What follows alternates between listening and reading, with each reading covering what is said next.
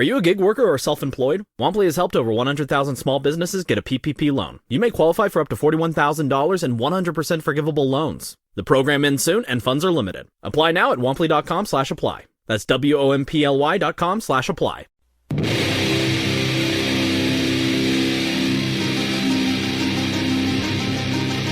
10, 9, 8. Ignition sequence has started. 6, 5, 4, 3, 2, 1, 0.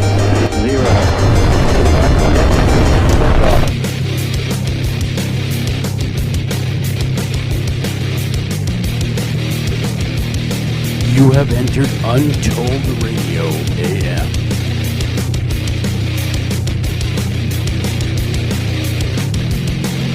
And now broadcasting from a secret location, your hosts, Joel Sturgis and Doug Hychak.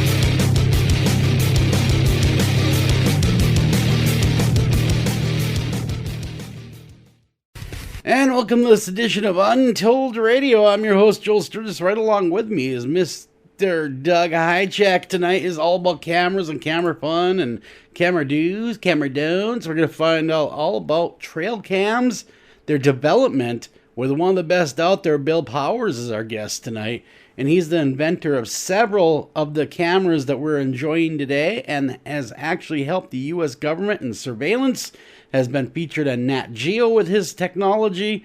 He is really a revolutionary inventor of different cameras and camera techniques. And with me tonight, like I had said, Mr. Doug Hychak, and he's no slouch himself in the department of cameras. Doug, how you doing tonight? Good. Good. Doing okay. It was a boring, kind of weird day. Yeah. The most exciting thing that happened to me today was I got one text. You did? One text. With one question that I answered in 2 words. And so it was a very quiet day is what you're saying. Like nobody got a hold of you. It was weird. Well, I got a bunch of emails, but they're just business, normal. Whatever, but no, it was just kind of weird today. That is a little strange, isn't it? My day, on the other hand, was crazy. Crazy go nuts, like every day is around here. So, it is what it is. Some of us can have those nice days where no one bothers you. I actually like those days, but they're so far and few between. Yeah, they are, actually. I get a lot of projects done when I'm not being, bombarded. I didn't. I just went into lazy mode. Oh, well, that's okay. What's wrong with lazy mode? I just needed a lazy day. Just sat back, watched some Netflix, hang out. Yeah, actually, I think I was just shopping on Amazon. That's dangerous, though, Doug. All day. That's dangerous. I didn't buy anything. You didn't buy one thing? Oh, and then I went to eBay and I started looking at motorcycles. That's when it gets dangerous. Are you in the market for a new motorcycle or just perusing? No, that's what I mean. I've got a bunch of them. But when I start shopping, and then if I do see something I like, it's dangerous.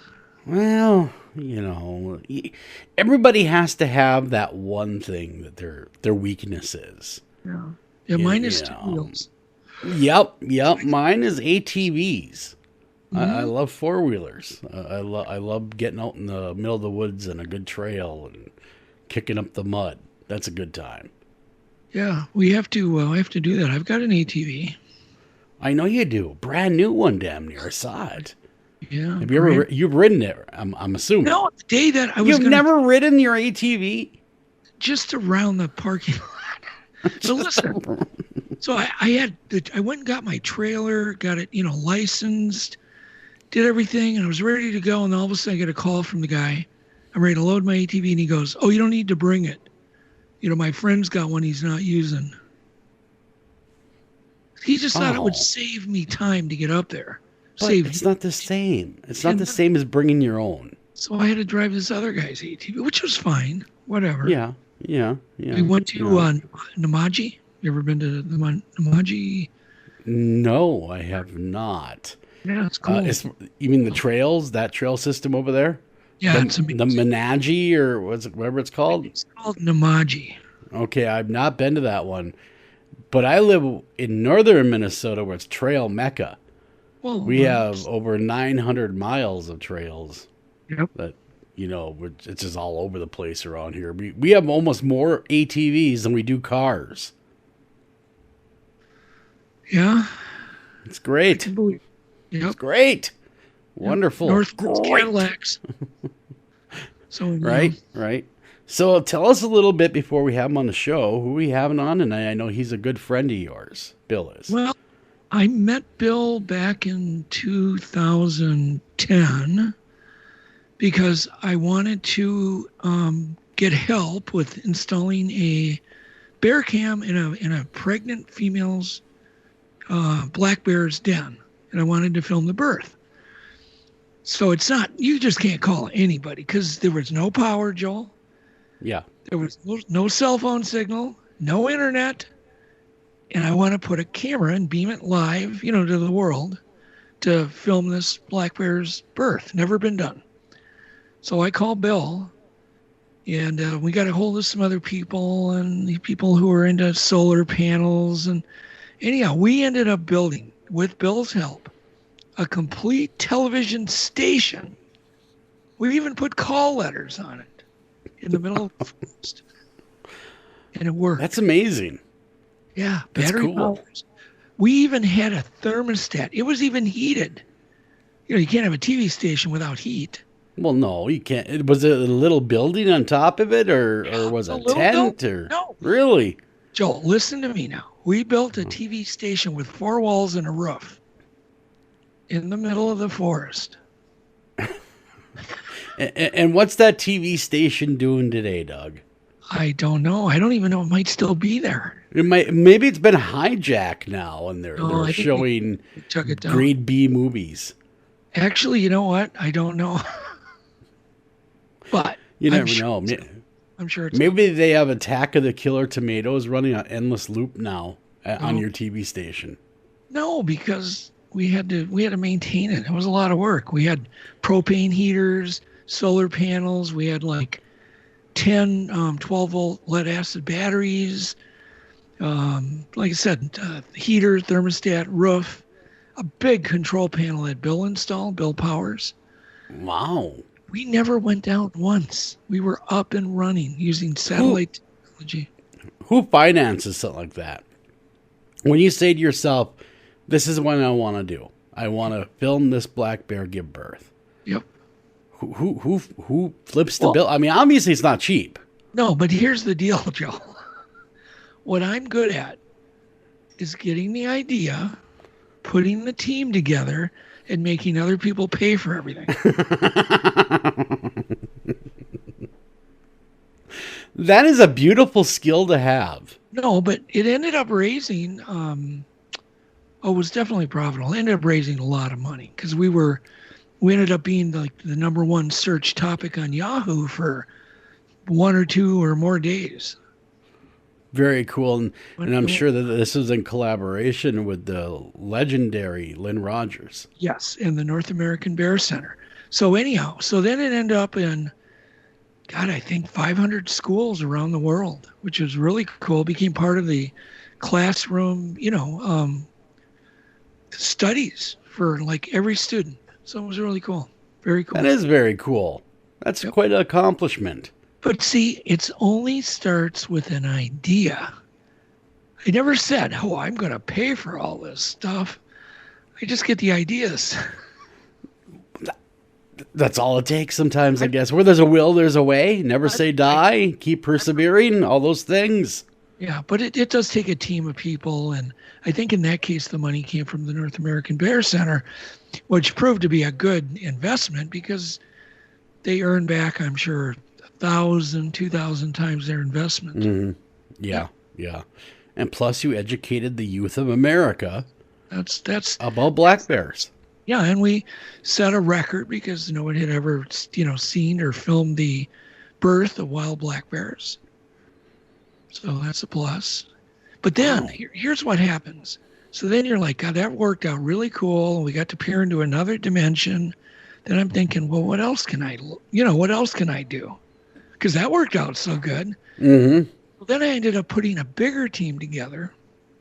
I mean, this became, in my memories, all I can think about is the day we installed this camera, which was involved a giant ship, the Blue Heron research ship, tons of divers, helicopters overhead, boats everywhere, news helicopters, press on board, which we had pretty much, they couldn't leave, which they told me.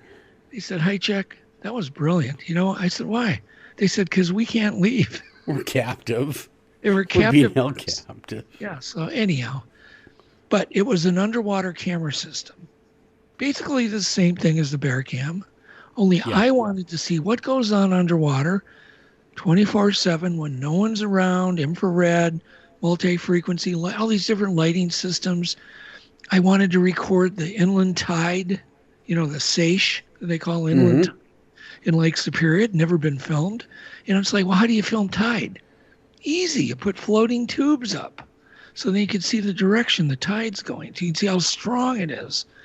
So I did that. Then I wanted to say, well, what the heck? Let's see how smart these fish are. So let's start playing Travis Tritt and let's feed them. All right. Well, then let's play rock and roll and not feed them.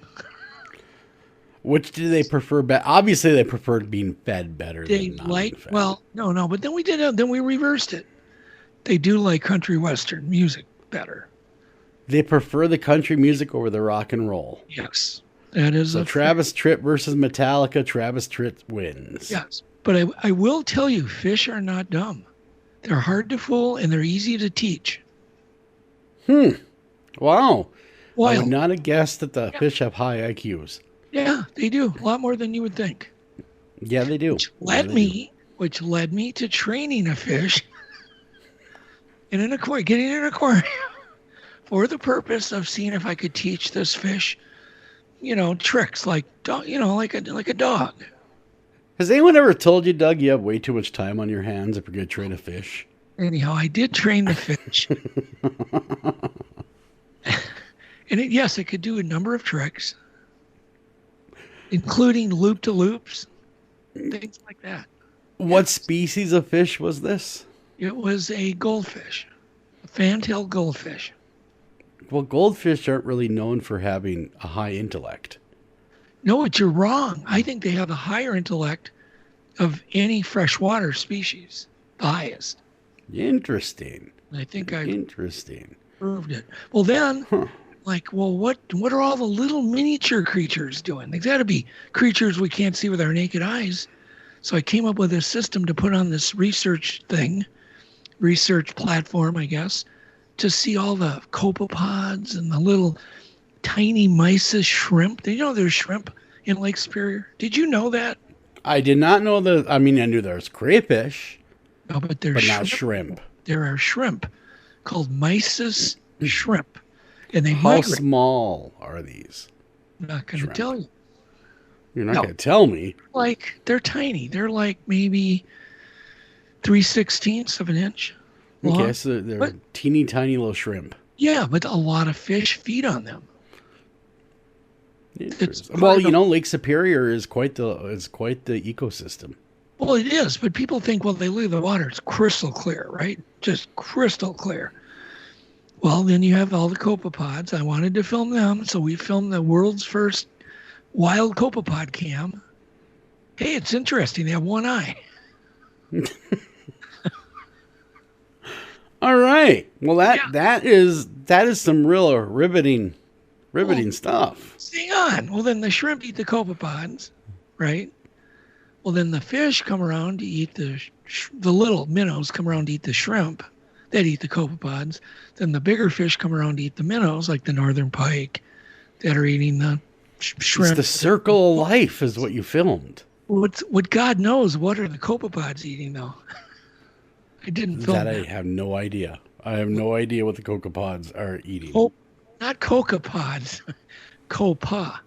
Oh, copepods, not cocoa, not like Coco Cabana. Copepods. Gotcha.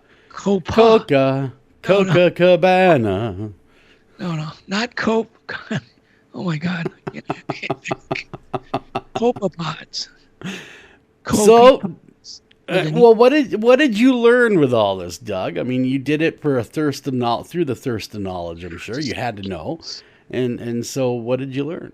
I learned it's really cool and easy to put a big team together. It's easy. You went online to switch your car insurance to Progressive so you could save money. But then you saw a friend request from an old summer camp buddy. And now here you are, clicking through photos of his kickball team from 2011. Looks like they won the championship that year. Then he moved to Tulsa. Oh, a new tattoo. Yes, they said it was easy to save hundreds on car insurance with Progressive, but they forgot about the rest of the internet. Progressive Casualty Insurance Company and Affiliates. National average savings by new customer surveyed who saved in 2019.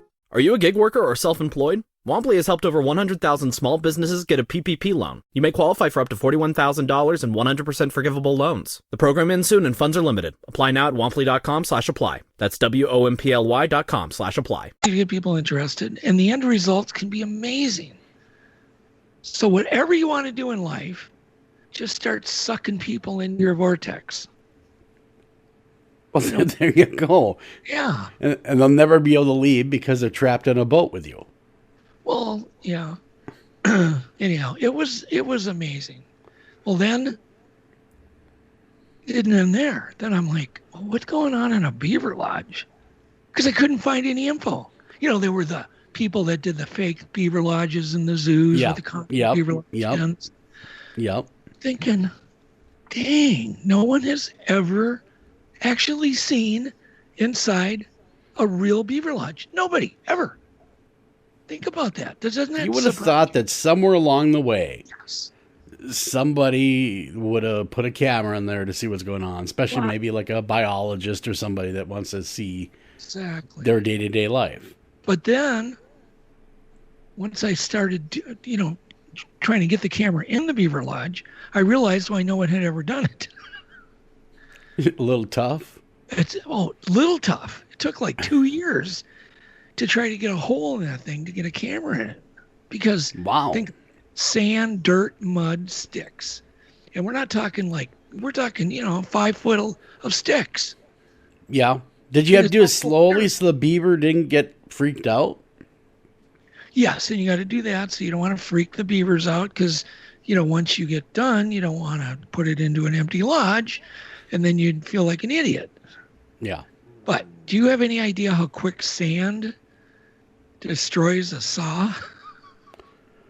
It's quick. I have an idea. Chainsaws do not fare well against sand. No, well, we never even tried a chainsaw, but that would have been a disaster. That would have been a disaster. We had to pick, cut, chisel, use those big clippers and do it only in the wintertime, when it's 20, 30 below up in the Canadian border. Jeez, Doug. Wow. And then of course, I had to drive all the way up there over and over and over and over. So how often would you be on there working on it? I mean, be there on site working on it? I don't even want to think about it. Wow. So you're up there at least once a week. I even dragged Matt Moneymaker up there from Finding Bigfoot to help me one time. And you put Matt to work? You said, here's a shovel. Yeah, but he's from California, so he got a bit cold, and I did too. You get cold at chiseling away at a beaver lodge. Come on, 20 below weather, doing that kind of work. That's tough, especially you got big snow that comes in all over what you worked on. Yep, and trudging out there, and you're on. The reason you got to do it in the winter because otherwise you'd have to swim. Yes, yeah, exactly. Yeah, you don't want to be swimming with the beaver. Yeah, no. Swim with beaver. That's not good. They've got some teeth, let me tell you. Do they get aggressive? Yeah, beavers can be aggressive. Yeah, they can get pretty ornery on you, huh? You ever heard of any angry beavers, Joel? I have. I've heard of an angry beaver. Okay. Anyhow. I have. All right. I got to finish this now. So eventually one day it was, I don't know when it was. I don't remember. Anyhow, it's too long ago. So one day we finally got it in there. String the wire, like 1,000 feet to where we had power source up to Lynn. It was at Lynn's cabin, Lynn Rogers. Sure. And we put we turn it on, we turn on the monitor, and all of a sudden we're like, those aren't beavers. Oh my God, those aren't beavers. The beavers are long gone. It's muskrats that took over the lodge. Oh, well, aren't they just as interesting? Well, we thought, well, that'll be at least interesting, but it isn't what we wanted. But all of a sudden, this giant beaver, and I might add angry, came in to the beaver lodge. It dwarfed the size of the muskrats. I mean, they looked tiny. And then kicked them all out. No. The muskrat, we thought, oh, they're going to be scampering. Nope. Right away, the muskrats started grooming the beaver, like a diver that come up, somebody helping him off with his gear. And the other ones started grooming him, and they're grooming the beaver. Well, they did write a song about the love that muskrats have. But, Joel, who would have thought? I wouldn't have thought that. No. So there you go. I never would have thought that That's muskrats and beavers But that's what you get have for a copacetic relationship. yeah. That's a copa word. That's what you get for wanting to peek into areas you're not supposed to. Is you learn new things. Well, but you kind of feel dirty doing it because you're like, Well, am they're I? beaver. No one. Okay, think about this. Since the dawn of man, how long has the Earth been around? How long have beavers been around? No one had ever seen this. Yeah. I mean, it's cool, but it's kind of creepy. Maybe the beavers. Maybe no one looked at beavers because it was as hard. Maybe they started to at one point, but then they realized how hard it was, like you did. Yeah, But you were the one that persevered, though. You were the one that kept at it. When probably many others were like, "Screw this! It's too much Yep. work." Yep. No, it was. I mean, Lynn used to go out there and pick at it too, and he was like, "Oh, it was just a really tenacious job." But Now, see, when I used to work for the government as a kid, my job for the Forest Service was to blow up beaver dams. oh, thank you very Well, much. it was because they would start flooding areas that didn't need to be flooded, and I can destroy one pretty fast. You realize you blew up your brothers.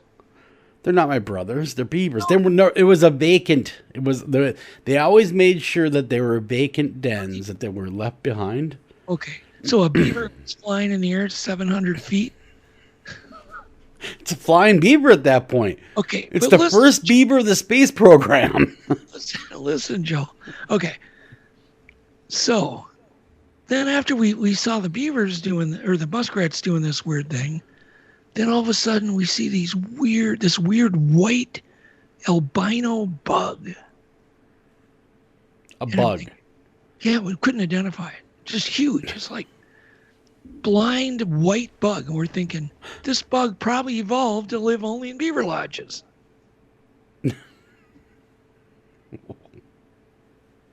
So there's a bug that's specific to beaver lodges. Well, that's I didn't that- catch it. How was I going to catch it to find out? I don't know. I mean, send we a have robot footage. in there. I don't We have know. footage of it. Yes, we do have footage of it. In fact, there's a team in, I think, Tennessee that's doing a scientific paper on what we found. And I literally just got my DVDs back just now. So how many things are you discovering that are happy accidents that you didn't go in to discover it all, and there you are. You're looking at albino ugly bug. I'm sure it's ugly. Yeah. Oh, it's extremely gross. Yeah, it's disgusting. It's a Looks bug. like, I don't know, looks like a Fiji empty water bottle with legs. It's white. Maybe that's why it's not seen anywhere else, because it gets made fun of everywhere else in the bug kingdom. No, I think it evolved in the beaver lodges. Could have. Yeah, because it's Very well probably could have. on. Think about it. If you have a moist, wet habitat that never dries out, there's going to be real weird little things growing on in there. God knows what. You're right. You are Parasites. right. Yeah. Yep. Oh, then we saw mink come in one day. There's like a whole neighborhood just stopping in. Yeah, and the mink killed one of my muskrats. Killed it, hunted it, and killed it. It waited in there. They were all out playing in the swamp or You whatever. saw the hit happen? Yeah, and he went in with this mink and he waited in ambush, and then all of a sudden a muskrat comes in and killed him. Yep. For no good reason. That's murder. It was murder. That was a hit. That was a hit put out by the beaver. Kind of like He's like, that. you know what? Here's the deal. Yep. I want him out of there. I know you can do the job. It's kind of like your hit jobs, the dynamite. Just go in there and take care of him, would you? All right. But before we go to a commercial break, I want to tell you that beavers are the only animal, like man, that changes their environment, right? Mm-hmm. They build a lodge, but they dam up a river, and they create a lake. So they're like us. They change their environment dramatically. Yes. And they kind of farm, too, because they basically plant aspen trees.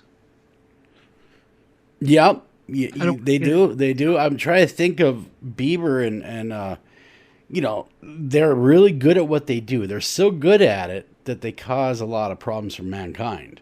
But so we kind of run into that problem with beavers. But they're good for the environment in a lot of ways because they create wetlands and habitats for, drinking areas and fish and frogs and amphibians and snakes. But anyhow, now what was I going to say? I forgot. What does a beaver eat? They clearly don't eat wood.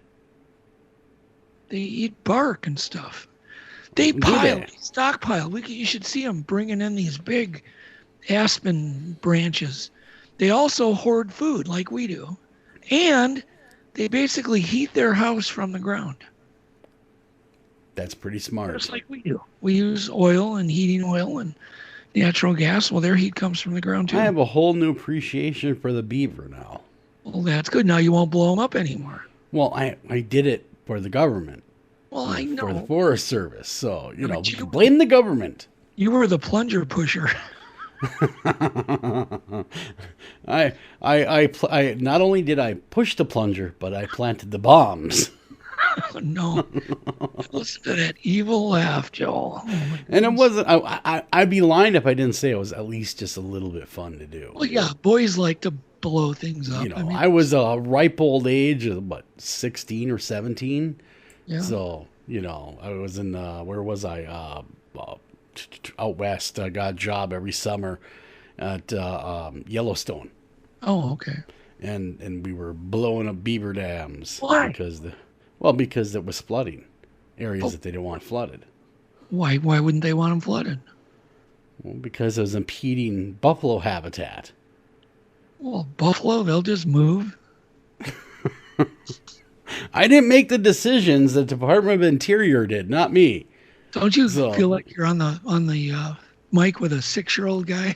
I'm used to it because I have small children. Well, why? Why? How come? How does that work? Why does it work that way? Stuff like that. So we're going to be right back. We're going to run a break. We come back. We're going to have Bill Powers with us, and we're going to go all over the place about cameras and wildlife and the projects he's done and how important some of his discoveries have been using cameras and what cool things we've seen because of them. We'll be right back right after this. Don't go anywhere.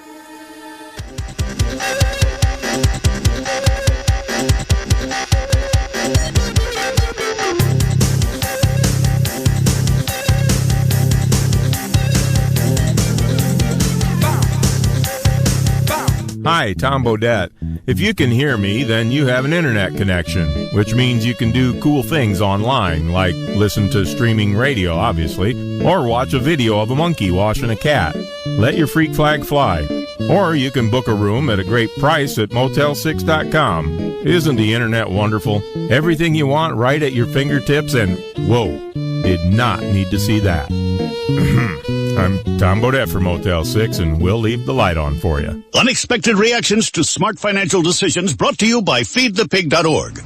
Well, I finally did it. My student loan is totally paid off. I can't believe it. I can't believe it either. I paid more than the minimum each month, and soon enough, it was gone. So you're just giving up? Giving up on what? The life of luxury. Egyptian cotton, caviar Thursdays, designer everything. What are you talking about? Our plan. What happened to winning the lottery and mastering the art of the perfect mimosa? Hosting galas, wearing enough jewelry to require a bodyguard, vacationing in the French Riviera, and then buying it. I just thought maybe it was time to prepare for my future. Set some financial goals, make some smart investments, open a 401k. Financial goals? Investments? A 401k? You are horrifying. crying right now. Listen, if winning the lottery were easy, everyone would do it. When it comes to financial stability, don't get left behind. Get tools and tips for saving at feedthepig.org. This message brought to you by the American Institute of CPAs and the Ad Council. Northern Tool and Equipment. So me and the boys head out to tailgate today and find some other fans in our spot. Well, it happens. Cheering for the wrong team. Oh, this is war. Even worse, they've got this couch set up and everything. A couch? Yeah, it's sectional. All right, first thing, don't ever use the word sectional again. Done. Second, I want you to grab a 4,700-pound tow chain with J-hook and grab hammer. Throw that on the back of your truck. Got it. Now you're going to Hail Mary the J-hook over the end of that couch. Time to find a better spot for your new friends. That should do it. There's no problem a little horsepower can't solve. Northern Tool and Equipment. Taking a family of 5 to the amusement park can cost a small fortune. Oh, yeah. So to save some money, we thought, hey, let's bring the amusement park to us. Yeah. Go ahead. All right. Step right up, young man. Are you ready to rock? Whatever you're funny, Peacock's got it exclusively. Bears beats The Office on Peacock. Stream every moment from Dunder Mifflin and explore bonus extras and exclusives. Plus, if you're looking for more classic hits, you can stream every episode of Parks and Recreation, 2.5 Men, and every season of SNL. In the mood for something brand new? Check out Peacock's original comedies, The Amber Ruffin Show, and Saved by the Bell. Whether you're craving a new binge or familiar fave, you can find tons of comedy hits on Peacock. Get started for free at peacocktv.com. Are you a gig worker or self-employed? Womply has helped over 100,000 small businesses get a PPP loan. You may qualify for up to $41,000 in 100% forgivable loans. The program ends soon and funds are limited. Apply now at womply.com/apply. That's WOMPLY.com/apply. The wacky waterfall. That's just the bathtub with the shower head running. Nope, it's the wacky waterfall. It's the shower, Dad. Waterfall. Wacky. There's an easier way to save. To get a free rate quote, go to geico.com. Then buy online, over the phone, or at your local Geico office. Green light. Hey girl, school zone. I'm getting hungry. Car changing lanes. You want to meet me for pizza? Stop sign. Intersection clear. Yeah, street. Pizza sounds good. Ballin Street? Girlin Street! It's hard to concentrate on two things at once, like texting and driving. Stop the text, stop the wrecks. How will you stop texting and driving? Tell us at stoptextstoprex.org. Brought to you by the National Highway Traffic Safety Administration and the Ad Council.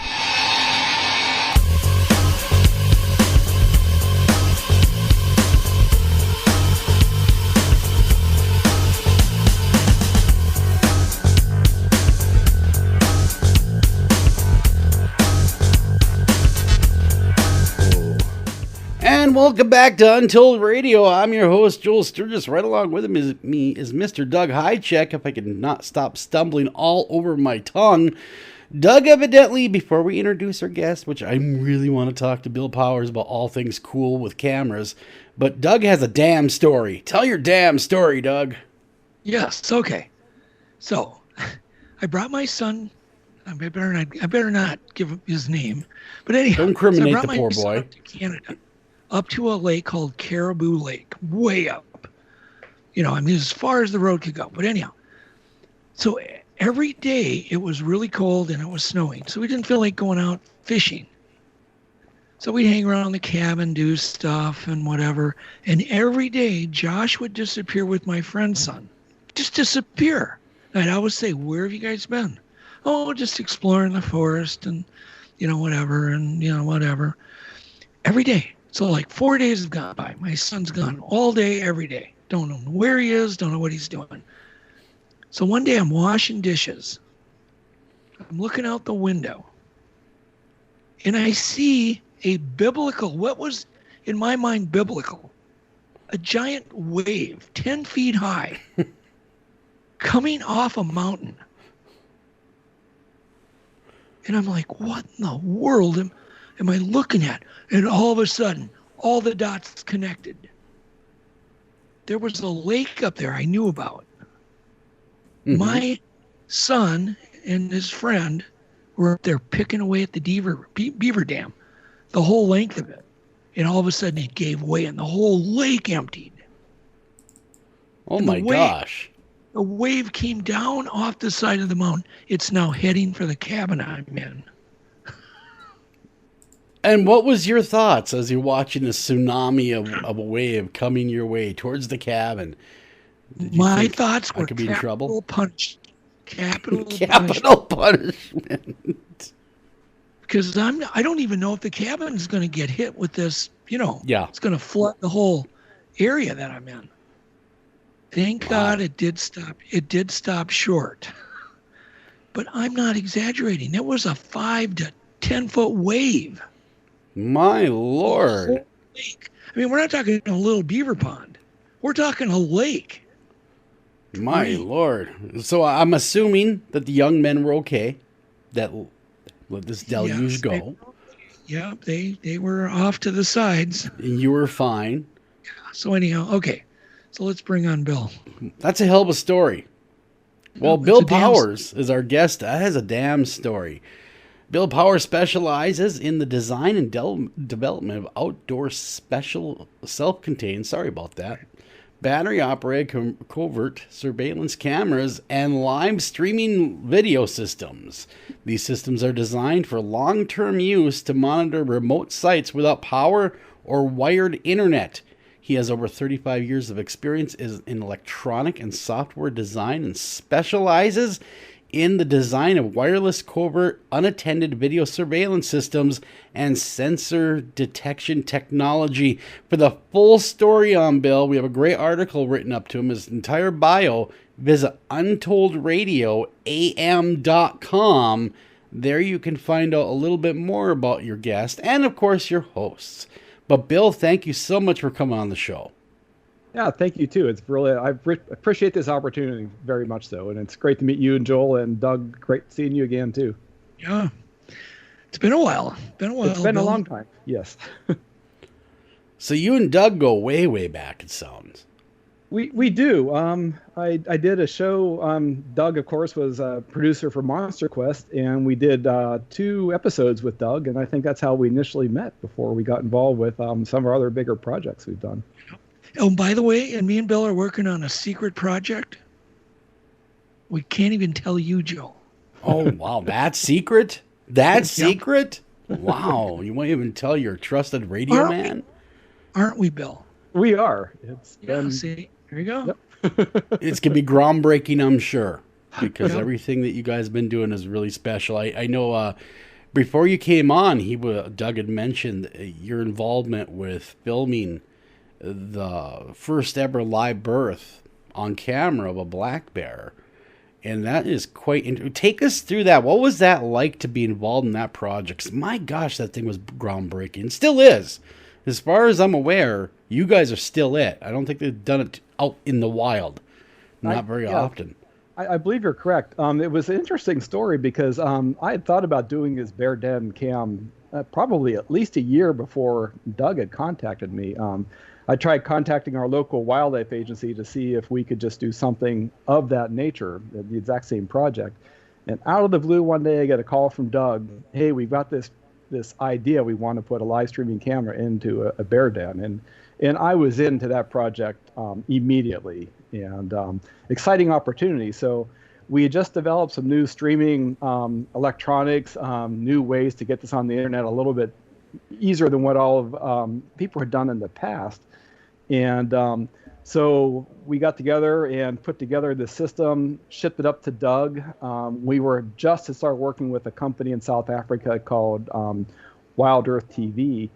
They were one of the really starting companies that let us get streaming video to the masses at that time. This is before YouTube was working. There was a company back then called Ustream. I think they're now. I do remember that. Yeah, they're part of IBM now. So it was really in the infancies of this new technology, and so we set up this camera, got it installed. Doug had already thought out all of the hard things with dealing with the bear, getting this into the den without the bear chewing on it. Doug had this big, long PVC pipe, I believe it was, that we were able to kind of offset the camera in the back so that the bear couldn't chew on it. So we got this installed. I remember when we first put the camera in, the bear had left the den, and we didn't know if it was going to come back. I think those were kind of scary times at that point. But the bear did come back. And it wasn't long after we got this installed that the bear actually went into labor. And I think that was the most interesting point of everybody learning about this bear. People had all these theories that, a bear would give birth, be in hibernation, totally sleep, and the bear would be born, it would suckle off the mom, and the bear would magically wake up in the spring, and there was this bear.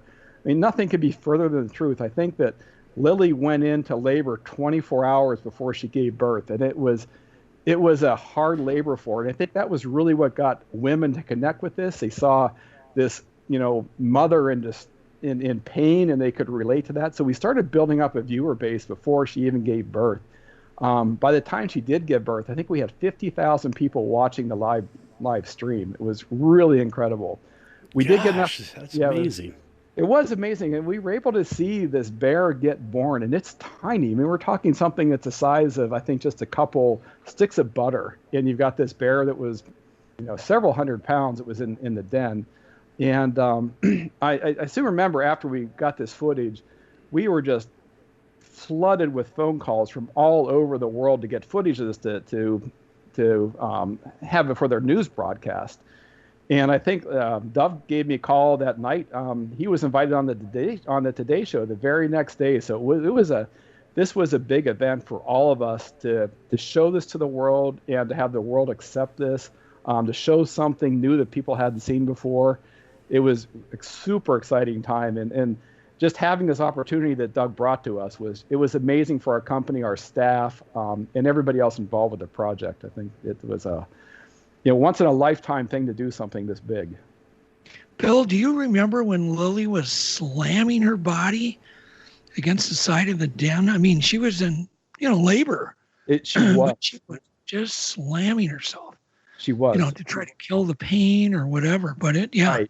It's amazing.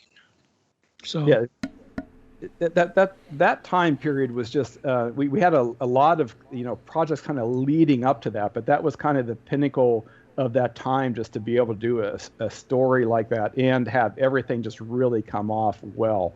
The stream worked well. The stream looked well. We had a big audience, and we did a lot of education. And I think that's really what we've kind of grown into, is this company that can produce cameras that can get out there and get these videos and live stream and get these stories to the public, so you can do the education part no matter what we're capturing. I think people in general just have a fascination for this, especially for the things they have not seen before. And I think that another aspect of what we were able to do is we were able to engage the public through live chat and through all the social.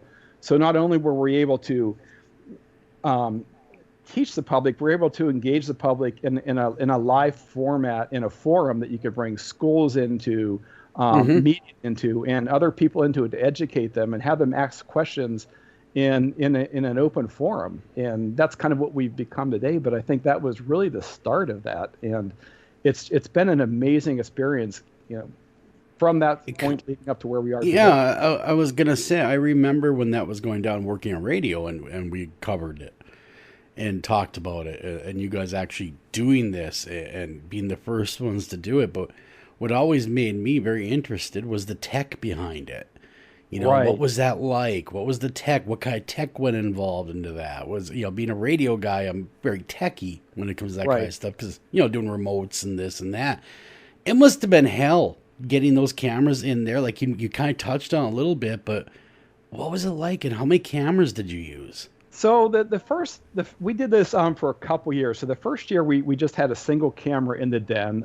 We ran this back to a house. I think we had almost 1,000 feet of cable, and at that point in time we were using analog cameras, and we used an Ethernet wire, but we ran audio signal over that. So we had a twisted pair that we ran 1,000 feet to this den site, and we were able to get power, audio, video back over Ethernet over 1,000 feet back to this. I think it was just a garage at that point that we had. And then we were able to digitize the signal, get it live, and stream from that point. The second year we did this was even a more interesting story, because what happened with Lily is that when she left the den that year, she got separated from her cub, which is Hope. And so there was a time period there where the Bear Center people actually kept Hope alive, because nature in that kind of scenario, Hope probably would have died. And this was a celebrity bear, and it was what was decided to do. The interesting thing, what happened was, because Lily got separated from her cub, she went back into estrus, and we assumed got pregnant again, and they rejoined with this cub. And the way that the bear gestation period is, they keep a cub for 2 years. They get pregnant, and they will den the second year with this cub, and then they'll kick the cub out, go into estrus again, pregnant. So they're giving birth every 2 years.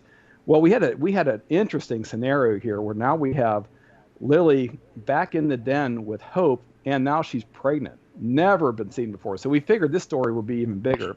So this time she's in a den that we couldn't get near any power or any kind of wired internet. So we had new technology we just developed. We developed this thing called a Raptor board, which was a cellular board that let us read power, let us turn on and off different devices all through a cloud. And we used 2 cameras in the next install. We had a camera inside the den, and we had a camera external that was a pan-tilt zoom in case the bears came out, that we could switch from the view inside the den to an external view and watch it move around. So the big thing there was that we had no power, we had no internet. So we basically built what Doug calls a little radio station out there. So we had a little hut constructed. I mean, we're in the middle of Minnesota at Neely. It's on the Canadian border. It gets very cold there. So I don't know how many car batteries we had, but we had a little shack filled with these. We had a little propane heater to keep them warm. And we actually streamed everything over cellular at that point. So we had 2 cell signals out there. We had one that we could monitor the battery and reboot the system if we needed to without sending somebody out to the site. And then was also allow the Bear Center people to switch between the den camera to the pan-tilt zoom camera. And believe it or not, that technology was new for us. It was the first time we got to put it in the field, and it worked amazingly well. We've just been very fortunate that these projects will work well because we have the whole world watching us. So we're either going to... no pressure, Bill. No pressure. No pressure. So if we fail, we're just going to fail big. So that's always in the back of your mind. And I can't stress to you enough, it's not... there's a whole team of people behind this. We had a team of people on our end. We had a team of people at the Bear Center. We had a team of people that would always be willing to keep things going. And you always have glitches, but I can't tell you what a great experience again that was to work with these kind of people that just were so into a project like this to keep it running, and how smoothly it worked. It was another amazing experience. And you must have learned a ton. You know, I mean, we did as you went. We did. Moving forward with your other projects, I would imagine that led you a lot. Kind of gave you that trial and error too. I mean, as you move forward too, what works, what doesn't. It does, and what's nice about that is you can use that to tell a story whenever you're, because people had known that project. So if we wanted to sell something into law enforcement after that or develop new technology, we already had some kind of market recognition from that. It also helped us too, if just from an analytical standpoint of growing the company, we always streamed all of our popular wildlife cams on our company website. So it got our statistics up with Google. So any products that we'd bring out, they would index really well because we just got tons of hits. I mean, we get millions of viewers that came into our website to watch Lily, but by the way, we're selling products too. So it was kind of a win-win for those, the business parts of that aspect as well. That was cool. Bill, what do you remember? Because I know we had some really interesting footage with Hope in there, the cubs in there. She did give birth. She did give birth, right. Yeah, and we had Hope and these little cubs. And Hope was not really that small. A yearling bear is not tiny. And so it was really cool. I mean, there was so much activity in there. It was nuts. So, but what do you remember about what you saw, Bill? Well, I think what we were all scared about, we just didn't know what was going to happen when these new babies were born. We didn't know if Hope or was going to play with them or eat them. And so and I think we discussed beforehand that we were going to broadcast whatever it was, because I think what we've all come to kind of realize is that nature isn't always, nice. So we were going to broadcast whatever happened there. But then I think what I remember most is that Hope, the bear cub, and she's probably 120, 130 pounds. I don't remember exactly, but she isn't, small. She would play with these guys, and they would crawl on her back and crawl on Mom's back. The only thing that we didn't expect to happen is that since Mom gave birth, she had milk, so Hope would also nurse off of Mom with these babies. And in the end, that turned out to be a bad thing, because I think she took too much milk from one, and one ended up dying in the end. But it's one of these things. In my opinion, nature really intended for 2 bear cubs to be born. It probably intended for Hope not to make it, but she did. And so next year, one cub did pass away. But that's the way things go. But to me, it was just seeing these cubs interact, these babies interact with a large cub and Mom all together. We had activity all day long, and it was amazing to see this and share this with the world, really. Were you surprised how... Oh, go ahead, Doug. Sorry about that. That's that darn delay.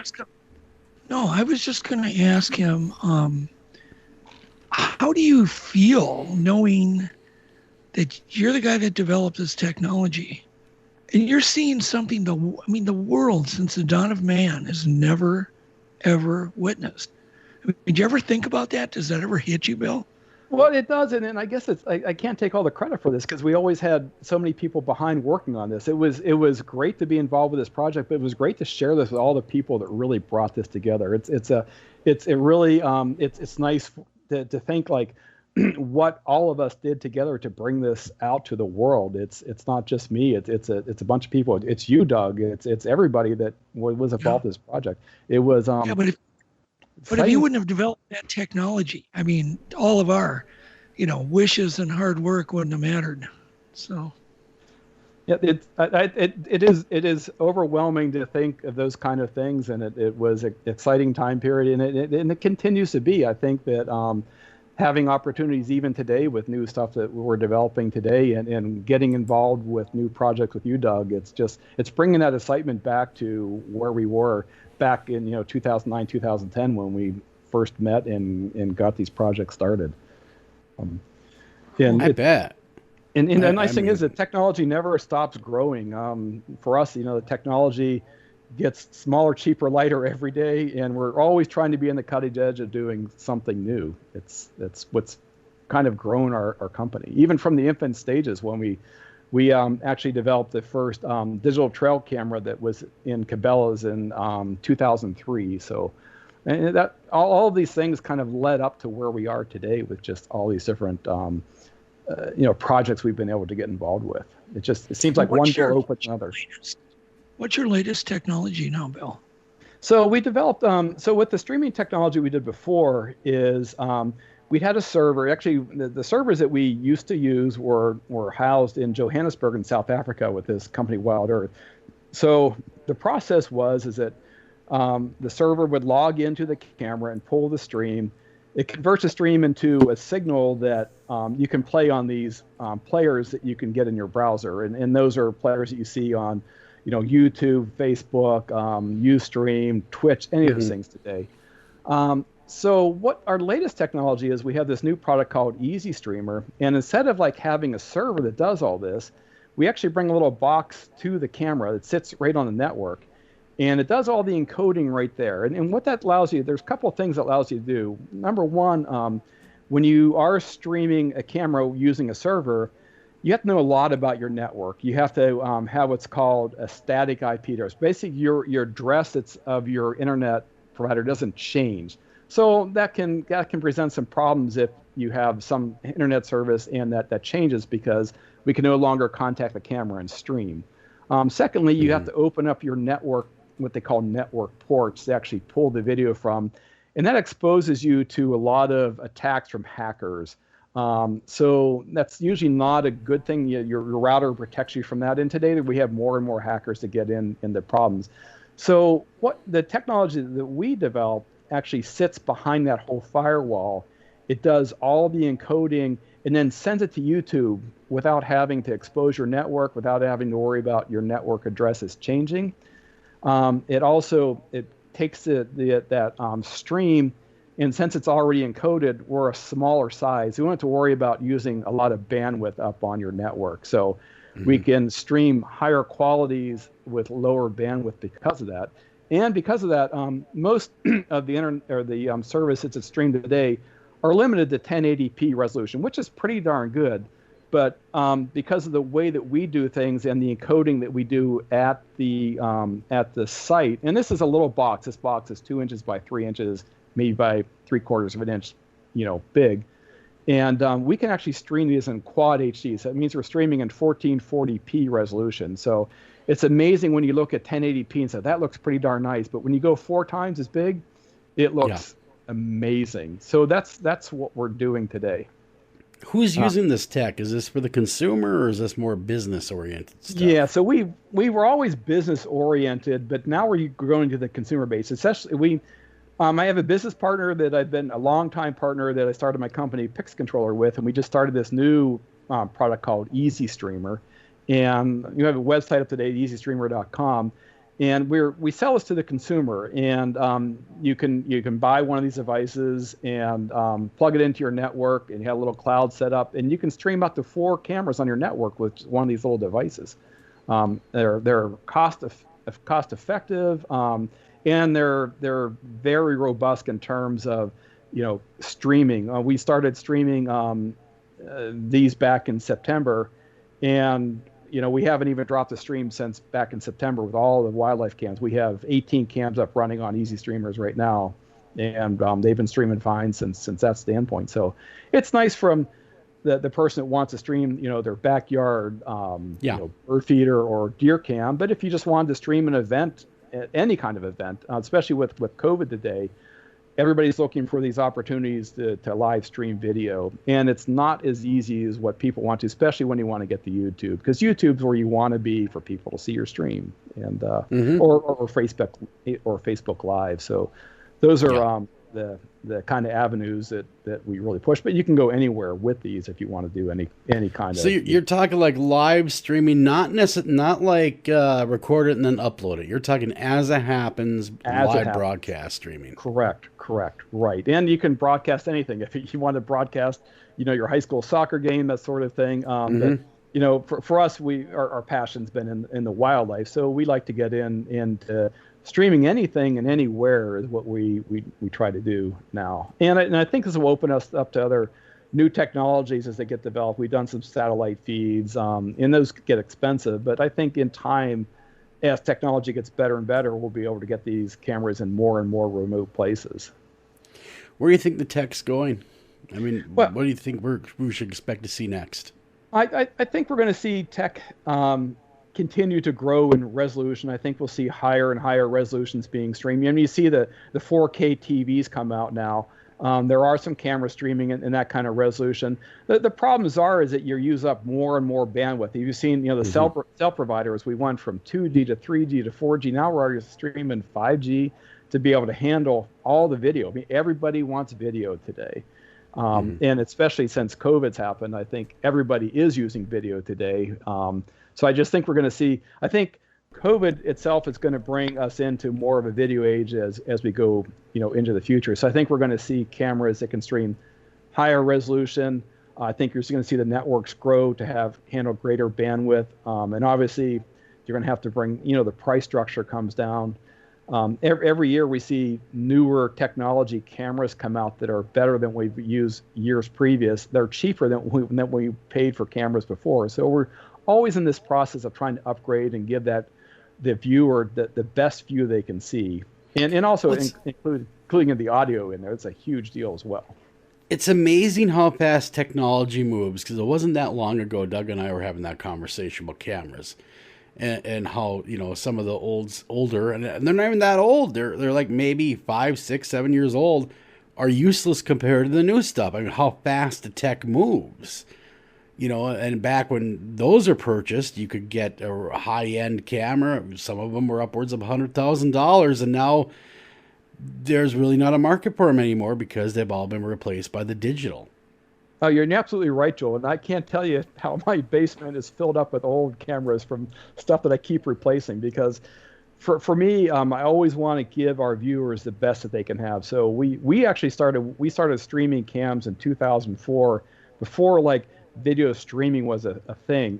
Back then, video streaming was sending a JPEG image up to a website and doing a refresh once a second.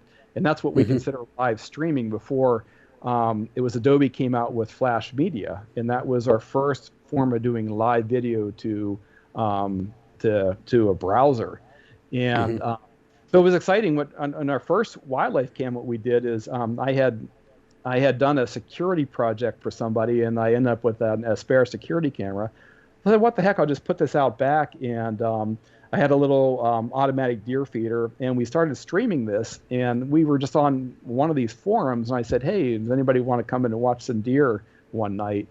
And we had people logging into the cam to watch at that point. We weren't streaming it to a website. And we soon realized that you couldn't have more than about 20 people. We filled that bandwidth up. So we looked at ways to how can we get this out to the public for people to see. We just saw, there was something here with this streaming technology. We had always done the stationary trail cameras where we did trail cameras, we did video cameras, but being able to live stream, we saw a market opportunity or something that I think there was something neat about seeing this happen real time and being able to share that.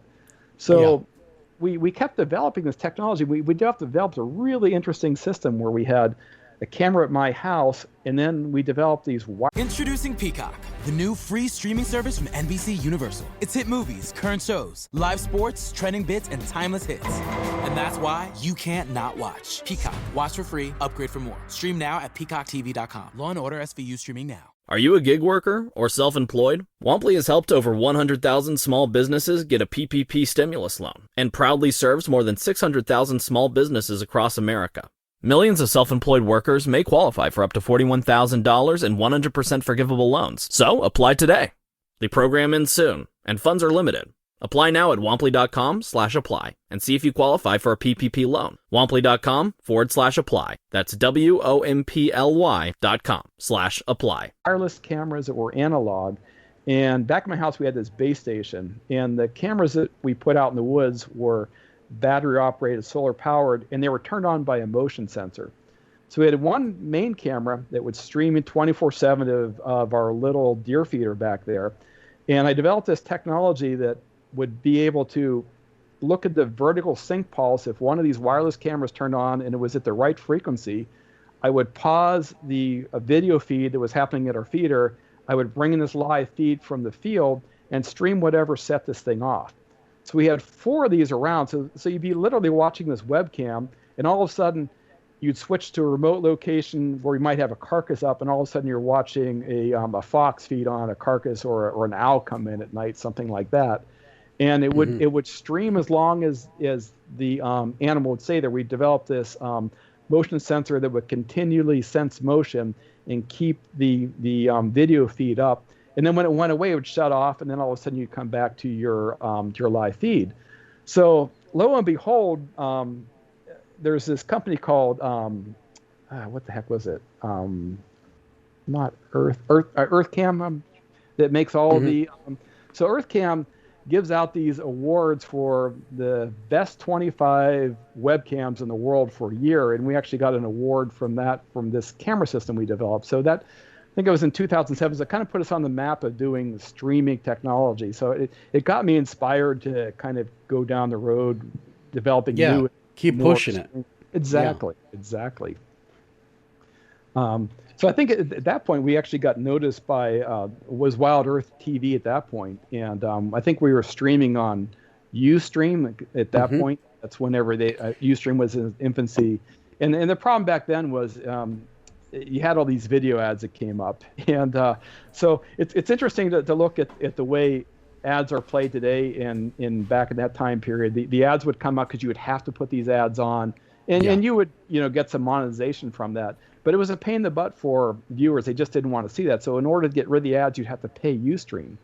Well, today, if you on YouTube, people try to monetize their live streams, which you have to go through an enormous process of getting so many views and users before you can put ads on your site. So we've come back to everything has no ads, and people want to make money, so they want to put ads back up. So yeah, right. It's kind of come right back to those ads, right? Can't get away from them. Come back to the ads. It's like So and for us, we try to people. We try not to do that. We're really into showing wildlife and not really trying to show people we're making money off this. And our heart's really into the education and into the next cool project. That's what we're always looking for. Yeah, and the technology, radio is it's not unlike radio. I remember starting on radio.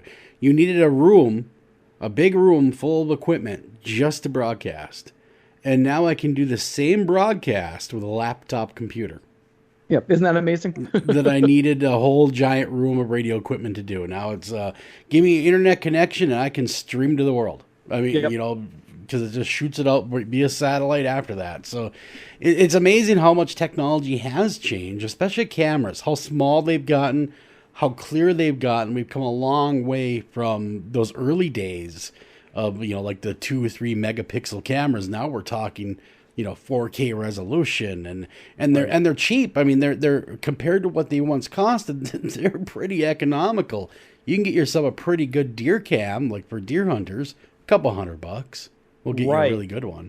Right, exactly. And the other nice thing is that the night vision on these cameras is just astounding now. I mean, we can see out 300-400 feet clear as day, at nighttime, and they're small.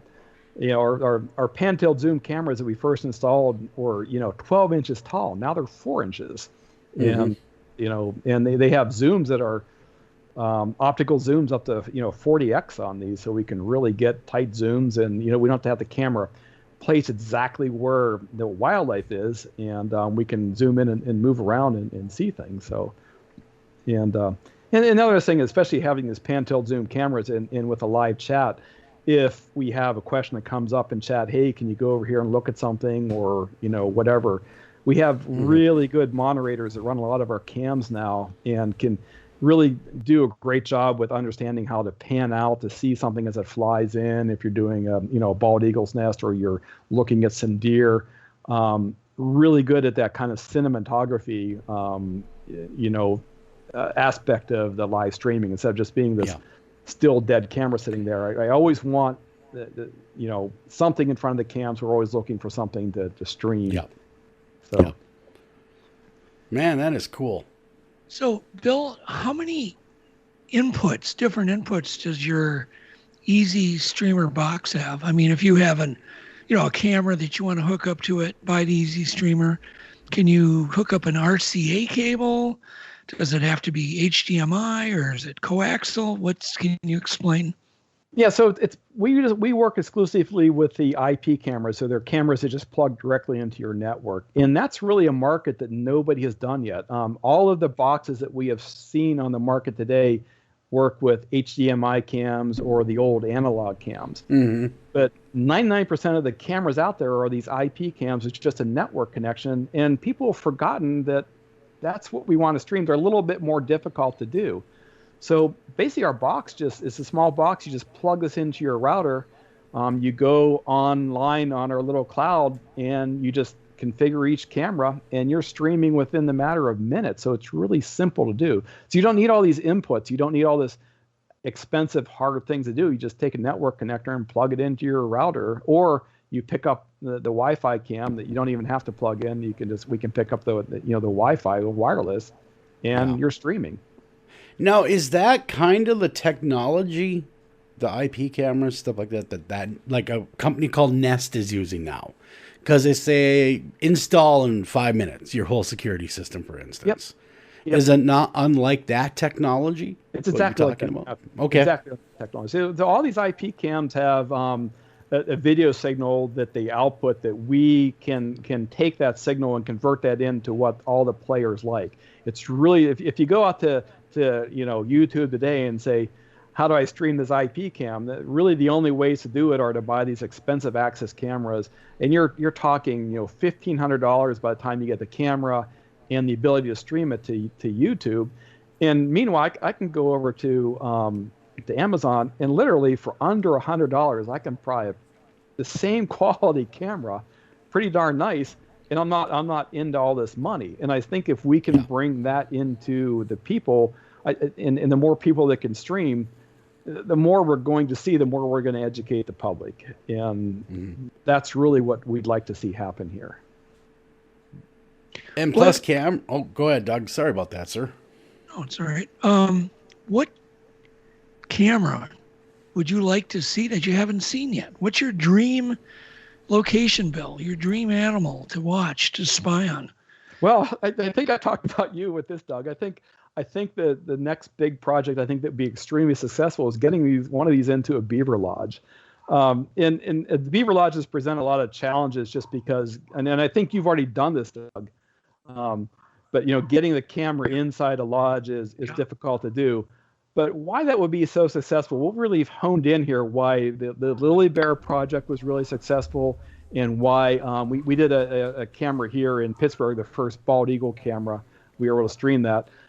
It's kind of like this family orientation of a mother with babies, and I really feel that the Beaver Lodge would have all those aspects of it. I think it would be highly successful because you'd have kind of a cute animal, and from what I understand, they're pretty social, that we would have the ability to stream all of this to the public. And that's our big. Yeah, see, when we did ours, we did not stream it. We just recorded it privately. Exactly. Yeah, it was a shame because some of the stuff that we were seeing was like, it was crazy. I mean, but the work you had to go through, Doug, the work. Remember you talked about it? Sounds like maybe we're going to have to do it again. I'm in. I live near Ely. Hey, little, well, if there was some way we could use dynamite, that would speed up the process, but that wouldn't work.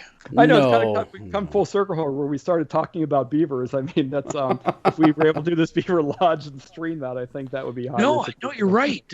Because, the muskrats were living in this lodge and they were grooming the beavers, and the female was pregnant.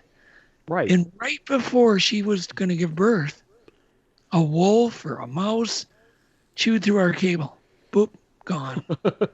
Oh, man. Oh, it was horrible. Yeah.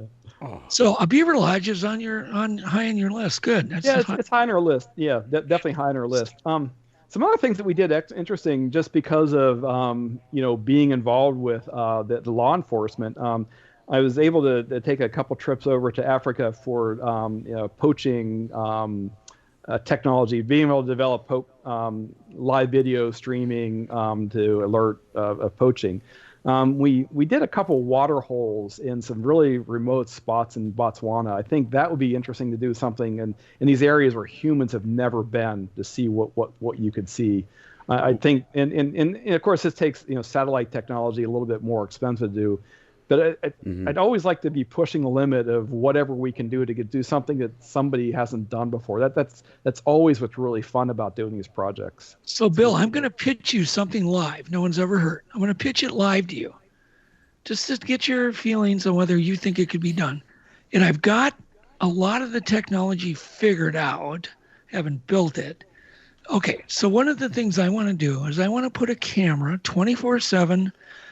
Picture a big buoy. Like maybe it'd have to be 8 foot, whatever, fiberglass buoy with a solar-powered strobe light on it, so nobody hits it. Have a profiler that's run by an air compressor and a small motor to lower a camera down into the Mariana Trench. Oh, wow. All the way down and leave it 24/7. We're talking, 50,000 feet deep. What would the pressures be like, though, on that device? Okay, so we would have to build the camera basically in a solid block of resin with no air. So it couldn't explode. There would be no air anywhere. That makes sense. Sure. So that would probably impede the the quality, I would think, of of what you could see through. But we could work that out. Trust me, there's teams of people that would be love to build a camera if they knew it was going to be the world's first permanent streaming camera. Think about it, 50,000 feet. But with the profiler, we could adjust it because you're just pumping air. And so the cable, Bill, would just be in a big loop. You wouldn't be rolling the cable. Right. It would be looping the cable underneath. You know what I mean? It would just, It would droop. The cable would droop. And so you could bring it up to 20,000 feet, leave it there for a month, and then lower it and keep lowering it or whatever. Stupid question, but has anybody ever filmed that deep? Yeah, they have, but only for a brief time. Okay. It's never been done like I want to do it. Yeah. 24/7. Could you imagine the viewers that you could get? It'd be incredible. Not only the viewers, just think of what that could do for science. Exactly. And the learning aspect of this. I think that those are the projects I just love. There you go, Bill. Let's do it. Yep. I would love to. Anything new like that. I've got all the profiler technology figured out. So, and I've done all the mathematics. So it can be done, but it's just a matter of having the right solar panels, the SAT system, so you can stream it. So one of my questions is there enough bandwidth on SAT, to get a phone beamed up to stream the video? Would that work? It's interesting you say that because we actually did a project similar to that with NOAA, who does all of the ocean current monitoring. We did we actually had to develop a camera system that would be on one of these buoys that collects all the wave data for all the shipping lanes. The biggest problem that they have are pirates that come up or fishing vessels that come up and dock themselves to these buoys and destroy them. And in order to go out and fix these, it is a $30,000 investment just to get a ship to go out to see them. So we were the first that worked with a company up in Nova Scotia that was able to put a camera on one of these buoys and transmit signals up. And the biggest problem you have with these ocean currents is, if you have a terrestrial satellite signal, it's nice because you have this fixed antenna that points right to the satellite. But now we're out in a buoy and we're pitching and rolling, so you can't do that. So we use low orbit satellites, and we would send bits and pieces of this photo. As one satellite picked up, we send the rest of it. Jeez. So streaming video is really difficult to do just with the technology today, but you could do still images, say, maybe every few minutes, which might be where we are today, but who knows where we'd be tomorrow. This is like broadcasting from the moon. Oh, I agree. It's just as hard to do that, right? And maybe a little bit harder because, again, we have this buoy on top of the ocean surface that's not stationary, and that's the hardest thing about getting satellite imagery out is with a fixed antenna. Well, the Marianas Trench, I don't know. It isn't too far out from the coast, from the West Coast. And I don't really know. I mean, this is just a kind of a wild dream, but I just wanted to throw it at you and go, how can we overcome all these problems? Because I know there are a million of them. I think like if we could get the camera down there, I mean, all of those details would have to be worked out. How far can you power a camera away, and do you do it optically? All of those technologies. And it'd be fun to work on a project like that. Because that's 10 miles. That's 10 miles deep. Right. So I mean that is a giant challenge in itself. How do you get data from 10 miles over cable back to the surface? Yeah. It's just it's insane. Just even think about it. It is.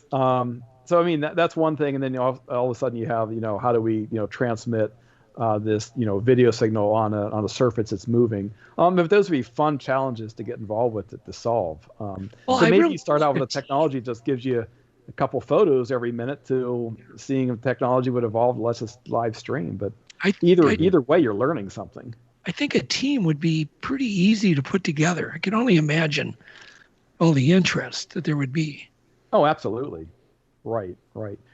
And those are the fun things to get involved with, to do projects with people that have this kind of passion. And, it's never about the money. It's always about doing something cool. And, It's Yeah. and I like meeting people that aren't about the money, because they won't be the people that sit up till 3 a.m. working on a project because you can't get to sleep because you're too excited. Those are the people that are just so fun to work with. And those are the people I've always surrounded myself with, those people, just because a lot of times you can't get to bed because it's just so fun working on this stuff. And we're all geeks at heart, but it's how we do things. Say, Bill, one question I know tons of people have, and that is on these game trail cameras. They have that passive sensor. They call it a passive sensor. Right. Can you explain in layman terms how they work? Sure, and that's really how we got started. How I got started in this whole process of cameras themselves. I used to be a big hunter. I'm very fortunate to live on property in western Pennsylvania. That's we have 100-some acres of woods, and I was able to harvest a trophy deer, and I'd never seen this deer before. So my interest grew. It was like, how can I see what's out there? And at that point in time, this was late 90s, and there were these new facets coming on the market called trail cameras, and they were all film based. I remember those. Those are horrible. Right. They were horrible. And what was horrible about them, not only that you were limited to 36 exposures, and if you got a couple photos on your camera, you had to take the whole roll of film, go get it developed overnight, and then find there was nothing there.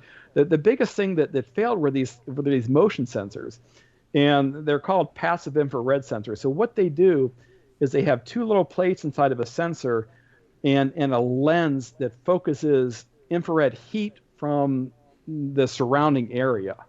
So when you get a human moving across the surface, or anything that's a mammal, it's usually hotter than the background surface. So what this device does is it actually senses this focused infrared light from this lens that it brings into this little sensor, and it excites two plates. So if it sees a change in voltage between these two plates, it knows something's there. So the neat thing about this technology is that if it's done correctly and the circuitry is built correctly, it works extremely well for detecting any kind of mammal movement, but it uses very little battery power. The first kind of trail cams that came out, they had what was called an active infrared, and what that was is that you had a transmitter that produced an infrared beam, and then you had a receiver. So imagine like this imaginary beam, and when something broke that beam, it would take the picture. So those worked well, and but the problem was if a stick fell in front of it, or a spider crawled across the lens, it would just snap all these pictures off. Yeah. So the passive infrared was really the way to go. But unfortunately, when this technology was first developed and I got involved with it, all of these things had what they called false triggers. So you'd heat something up like a leaf, and it would move around, and it would trick the sensor into thinking that was an animal. And so people were really discouraged when these trail cameras first came out, because you buy a roll of film, you put it out there, and you come back in the night and I got 36 pictures. I'll take this to the film, get developed, and there'd be nothing there. So my idea was, how can we develop a really good motion sensor that worked well outside? And that's what we took about a year to perfect that. And before we started our company called Pix Controller, and our thing was never to use digital or to use film. We had to get into the digital realm, because you really want to see your picture in the woods. So what we had done back then is we developed this board kit, like kind of remember Heathkit radio. I don't know if anybody's of my age in the 50s can remember Heathkit, where you could build a TV. We actually sold trail camera kits before they were really commercially available.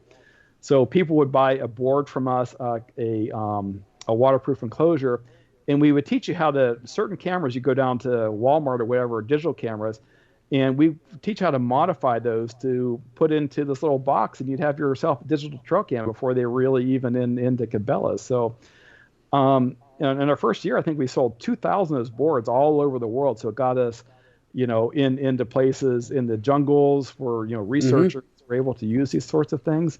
But it really stemmed around this whole idea of developing a motion sensor that worked well outside. And I think that was kind of our claim to fame, kind of figuring out the challenges of what is a real a valid trigger and what isn't a valid trigger, and those things work well for us. And so, do these passive sensors? And I get asked this all the time.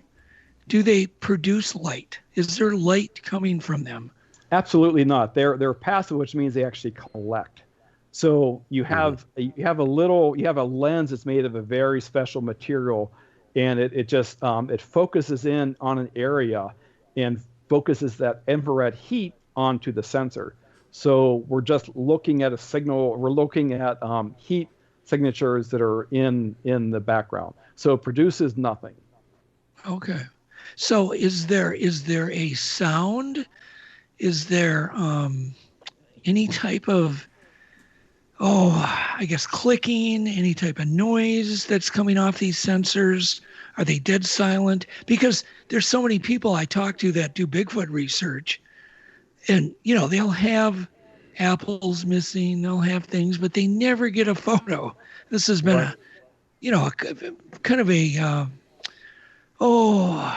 probably the biggest reason people think these things do not exist, even though there's tons of sightings, is because there's no game trail cameras. And so my multi-part question is, one, is there a delay in when the sensor sees something and then, tells the camera to click a picture? Is there any sound coming off, any kind of EMF? What is the big deal with the motion sensor? So the sensor itself wouldn't have any sound associated with it. It wouldn't have any EMF because it doesn't produce anything. It's just literally reading anything. So anything that might be associated, that might have the internal electronics that do something like that, whether it's a relay switch that might pop on that might make some sound. Secondly, you have this question of the delay between when you get a motion event and when you get a picture.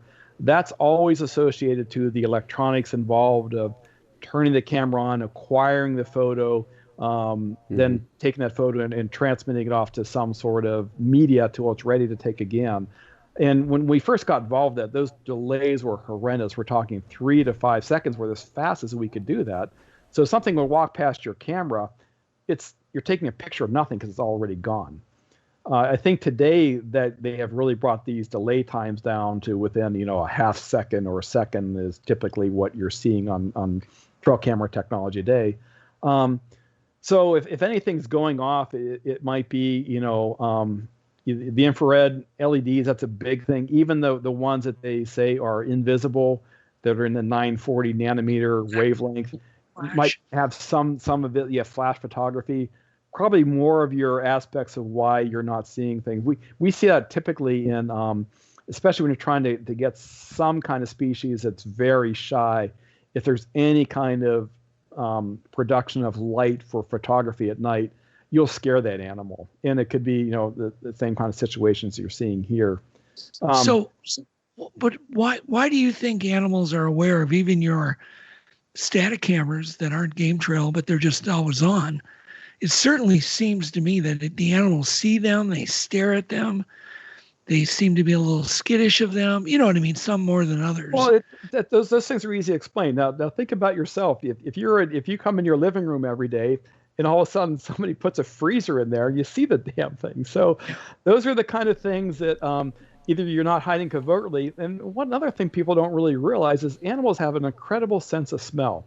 So whenever I put trail cameras out, I'm always conscious of this. So I'm using sense. I'm always using sense to descent whatever I'm doing. So you really want to make your camera blend into your surroundings. You want to use your surroundings to hide your camera, which can be difficult because I've done this, and then you have a stick fall in front of the lens. You get a great picture, and then it's all blurred. Or you get something in front of the motion sensor. Yeah, I use trail cams for deer hunting purposes. And what I'll do is just the opposite. I'll leave T-shirts out there of mine. I'll make I'm out there all year round. So these deer get so desensitized to my scent that they don't even give it a second thought. Right. And so that's worked well for me. I mean, obviously, if you're hunting on public land, that's not an option. But for me on private land, I can do that. Make them desensitized to my smell. And I do that with my trail cams. I'll actually tuck a T-shirt in right behind my trail cam. So when they're looking at it, they're smelling it, and they're associating with not being dangerous because it hasn't lashed out or anything. So they do smell that smell. They're not going to freak out because they think it's normal. Right. So the other kind of thing I think that the sensor technology and what you're talking about, Doug, I think some things that we were able to work with military applications are these ground sensors that they use, basically detecting footsteps of troop movements that could be easily adapted to wildlife, where you take a sensor that you bury into the ground. It's a wireless sensor, a little antenna might stick out, and you can put that into a reed pod or something like that. It would detect footsteps, and then it would trigger your camera from a distance. And especially if you use different camera technology, I'm really intrigued by, infrared cameras or cameras that are detected with heat instead of just seeing optical light. I think those are the ways really to get any kind of species that would be hard to get with current technologies. Is there a way? There we go, Joel. Is there a trail cam on the market or coming on the market that is thermal based? I haven't seen it. I played a lot with the new thermal on the thermal sensors themselves that come way down in price. They're not extremely high in pixel density yet. I would imagine yes, somebody has done this, and I know that we're doing this for the poaching application, just because you can see through fog, especially in jungle applications where those are, and of course your budgets are much higher than what the consumer market is. I would say if they're not there, they're going to be there very soon. Again, we're taking a step back in resolution because you're probably talking you're jumping all the way down to like 640 pixels. But again, they're pretty darn good. A lot of the stuff that FLIR has come out with today, they have this some new consumer grade cameras that are used even for your iPhone, those sorts of things.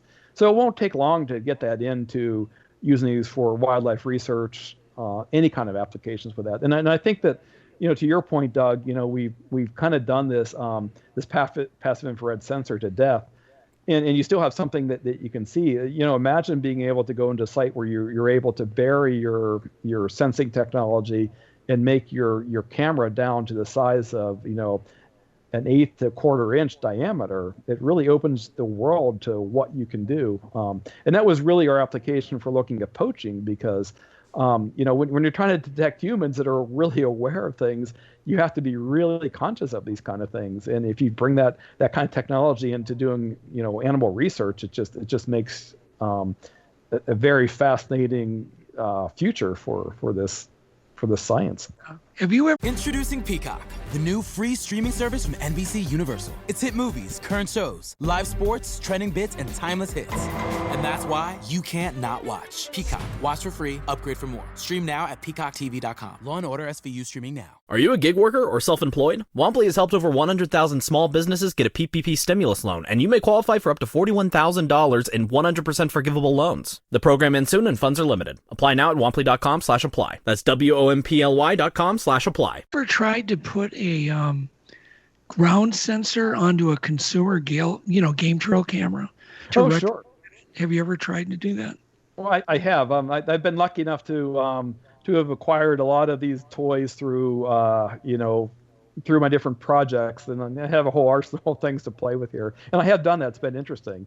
One interesting part of that was actually testing one day, and I went out in total darkness, and I'm fumbling around, and I can see myself on this thermal image, and then all of a sudden this mouse that I almost stepped on runs in front of me. I looked at the footage after, never have seen it. So it's amazing the things you see in thermal photography that you don't see with normal optical photography. And I really think that's the future of seeing any of these kind of elusive animals that we haven't been able to capture so far with other technologies.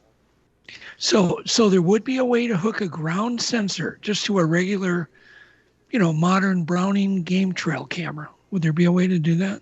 Oh, sure. And obviously you have to do some interfacing with it. But you absolutely can do that. It's just. Do you have any idea how many of those you would sell, Bill? Well, the ground sensors themselves are a little expensive, but if we could bring that sensing that sensor technology down, that would be, I think, would be amazing. These are kind of things that Border Patrol uses to monitor things across the border. We would do these for dope fields, that sort of thing, that we really have to get into and get footage for solving crimes that you actually needed footage for for any kind of court case. But and it was always fun to just take these things out in the woods and play with them to see what you could capture. And so there's something interesting. The other really interesting things that we've got into recently is that these newer technologies allow us to take a lot of horsepower out into the field. So some things we've done now is we're working on an application for military. We have a lot of applications for other things. Is that we can actually do photo processing in the woods. So if something walks by, we were able to detect that that was a human or an animal. So we can actually take a photo of it, process it online, and decide whether, this is a false event for a military application. If we, deer could set this off and you're sending somebody out, that without having to send the photo right away, we could actually do processing on board. So think about, where that could go, where you could actually say, I want to take a picture of a mountain lion and I don't want to take a picture of whatever's coming up. You can actually do that photo processing beforehand and then alert somebody especially with, technologies that are expensive to alert somebody of actually when something is really there. So it really heightens to what you could do, even if you're looking for, say a Bigfoot, that you could decide what that looked like and you could notify somebody in real time. Hey, I really need to get out here to try to find this thing. So that would be using artificial intelligence combined with a camera. Exactly. Yeah, Google has this thing called TensorFlow that is a new application available to anybody. And it is one of these kind of AI algorithms. And you basically train it with photos or whatever, spectral analysis you want to look at. And once you train this and put this out into the field, you have tons of applications you can do with that. You can actually discern between different kind of animals, especially researchers that want to count species and they don't want to count other species. It's easy to do that instead of looking through thousands of photos. You get your data instantaneously. So it's present yourself with newer things, and these are the kind of projects that are just so fun to get involved with. That would be great to have a trail cam that just picks up deer. Or whatever you're after, instead of seeing 10,000 leaves moving, taking pictures over and over, like a windstorm comes through and it's picking up every time a leaf moves, stuff like that. It would be nice to be able to load that image in. This is what I'm looking for. And that's what the camera's looking for. It gives it really a brain, that photo processing. It gives it a brain so you don't have to waste your time, like it said, being out there or looking through a million photos of just mundane things. Right. And the other interesting thing is putting a delivery technology out there, especially, with the cell technology now. We were one of the first people to develop a trail cam that actually transmitted the photos via cellular. So it's nothing more fun than just logging onto the site and watching all these cams deliver photos to you in kind of real time. Because we did some of this with some research projects. We did a research project with our local DCNR. It was a project up on top of Laurel Mountain here in Pennsylvania where they put roadkill deer carcasses out, and we monitored the golden eagle movement migration through here. And we had a trail cam that transmitted cellular images off to a website, and we had students look through these websites and discern if this was the same eagle that was there the day before and start studying these feather patterns, that sort of thing. So again, we get the public involved, get the teaching aspect involved, but it's nice if you can put this technology out and get these photos in real time and decide for yourself, hey, I did find, whatever species I was looking for, and you could deploy whatever research team you need to do, or wait for the next species to come in. It's just having that real time feedback is a big deal, and again, that also kind of plays into what we had touched on earlier, Doug, with I believe these scents. The more times you go visit that trail cam, you're looking for something, the more time you're leaving your scent behind, the more time you're leaving in that area, the less you see of any kind of species that's really elusive. So having these cellular technologies means I can leave these cameras out in the field for a year at a time without ever having to go visit them. And I think those are big deals in capturing things that people haven't seen before. Just not bringing that human presence in to go capture video. Mm-hmm. So if somebody wants to let's get back to streaming cameras. If somebody wants to put a streaming camera and they have a remote location, can you kind of step by step explain what they're going to need? Be very particular, like in solar panels, are they going to need X amount of batteries? They're going to need a satellite dish. Can you kind of get into that? Oh, sure. And these are, we've done several of these camera systems. So you touched on a lot of things. So number one thing you need is power out here. And the easiest way to do that we found is your battery, which is your power collector, your solar panels, which are your solar generator. So you have solar panels that will charge the batteries to a specific level. And now we've created a power source. And from that power source, we then can feed our electronics that stream the video. And because these are in remote applications, you always need something to monitor that power source, because you might get into situations where you don't want to draw those batteries, because if you do draw the batteries and they get to be too low, a lot of the battery technologies will go into failure mode and you can destroy batteries. So we always have to have some sort of monitoring technology before we decide whether we can stream or not stream. And we also transmit small packets of data off to a cloud that we transmit all these battery voltage up to and build a profile for this, so that you can monitor to make sure that the healthier power source is always critical to these projects working. Mm-hmm. The second aspect of this is your camera, and how do we stream the camera via a wireless signal. And really our only two methods that we have done this before are via satellite or via cellular. And as cellular technologies get better and better everywhere in the world, it's kind of the desired mode to do it, because you have more bandwidth available and it's cheaper to do it. It's not super cheap to do streaming video, but once we get into the satellite realm, those factors go up by 10 to 100 times in cost to do that kind of bandwidth over those. So you have a video camera that's connected to what we call, like your router in your home, and instead of being a Wi-Fi or plugged into your cable modem that from your Comcast line you bring in, we actually take that video signal and we transmit that over. Either we send it over cellular or we send it over satellite. So basically it's pretty simple. You have your power system with your batteries and your solar. You have your monitoring electronics to let you decide whether you have enough power to power my streaming service and my camera, and then you have the streaming device itself, which can be the cell or the satellite and the camera connected to that. I would imagine 5G is just going to open up a whole new world for the streaming, though, like you'd mentioned. It already has. It already has.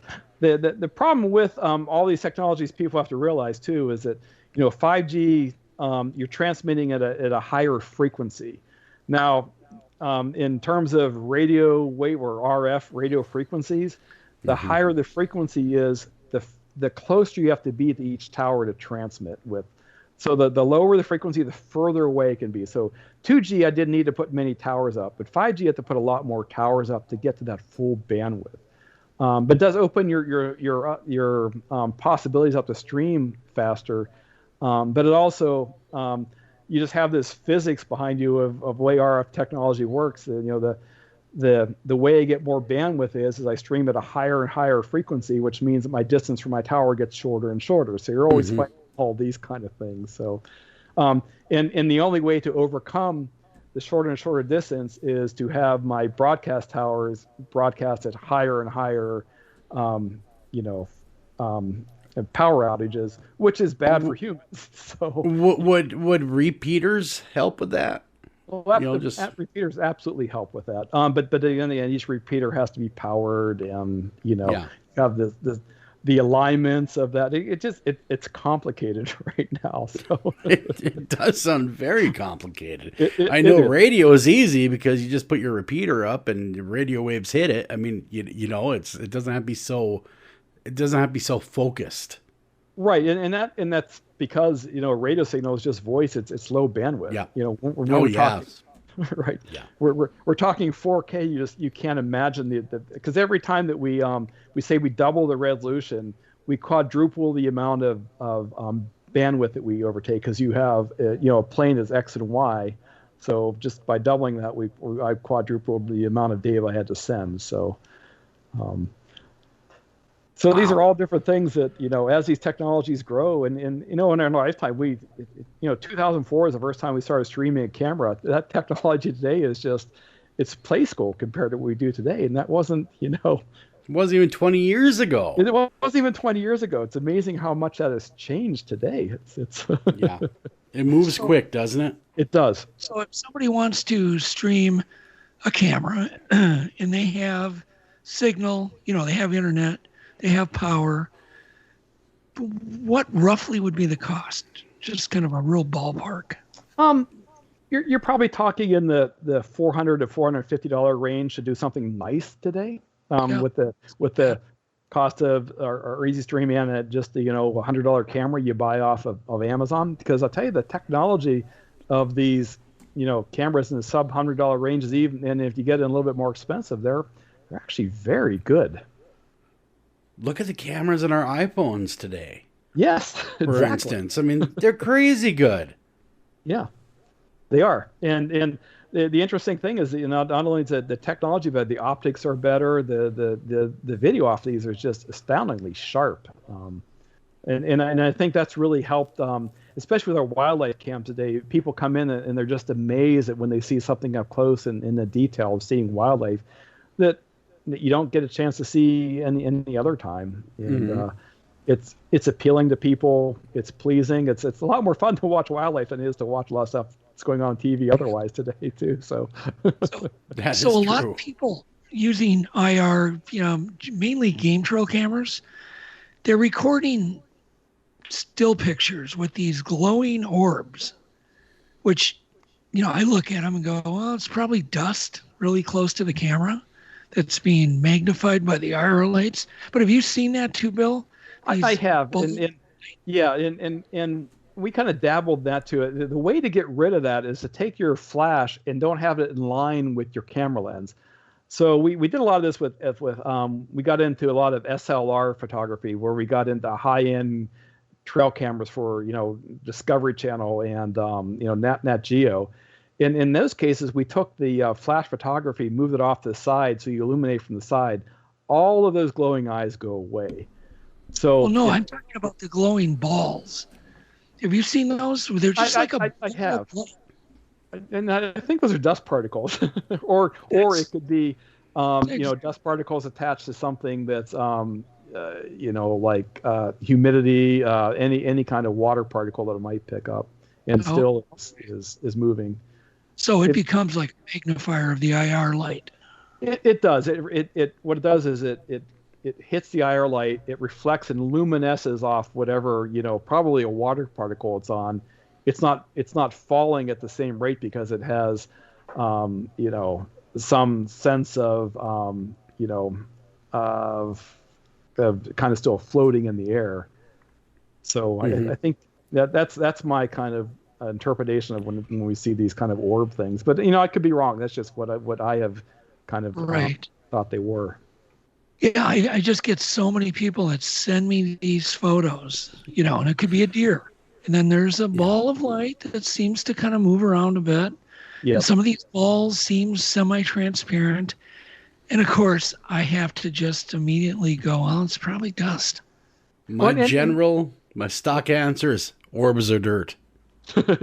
They could be. So the other thing that we see too that's interesting is you get spider webs that will get built up, and you'll get a spider very close to the optic, a small spider that will walk by, and it looks like the same thing. And this thing can be, you know, inches from the camera lens. It's out of focus. You'll see those kind of things happen too. Yeah. Interesting. Right, but There I you just think a lot of it's dust, and I think it's a lot of it either dust reflecting or dust that picks up some sort of, water particles that help it even fluoresce even more. You mean it's not a ghost? You've heard that before, right? All right, Bill? Huh? I have heard those that. paranormal shows that work for those dust orbs, they'd have nothing. That's right. Yeah. It's just it just is what it is. So go ahead, Doug. I've got one more technical question. And that is, do you think that wild animals can see the IR lights, even the newest ones that are more towards the 800 nanometers? Do you think they can still see them? Yeah, well, in the 830 nanometer, that's still within the visible spectrum that we can see. So the 940 nanometers is what they consider to be, non-glowing, what they can't see. That's hard to say. I personally can't see it, but I have seen animals look at a camera, and again, I don't know it's because it's they come in, they see this refrigerator, or they smell something. But there could be a possibility to see it. I'm not a biologist that can say whether their eyes can pick that frequency up or not. I literally can't detect anything in that 940 nanometer range. But do they pardon me? Do they make any cameras with a 900 plus nanometer IR lights? Sure. Yeah, they call those the no glow cameras today. There are a lot of cameras on the market today that have that frequency of infrared illumination. Yeah, because I remember the cheap ones, you could see the actual infrared going off every time you take a picture. Exactly. It had this red glow, and it's glare red glow. Yep. Yeah, the technology in the trail cam has really come around. Most of them today are in that 940 nanometer range, and they do a pretty good job. Again, the problem when you start get higher and higher frequencies of this, you get further or less and less distance that you can actually illuminate that light source to. So if you're in an 830 nanometer and you look at this black and white photo, everything is lit up very nice.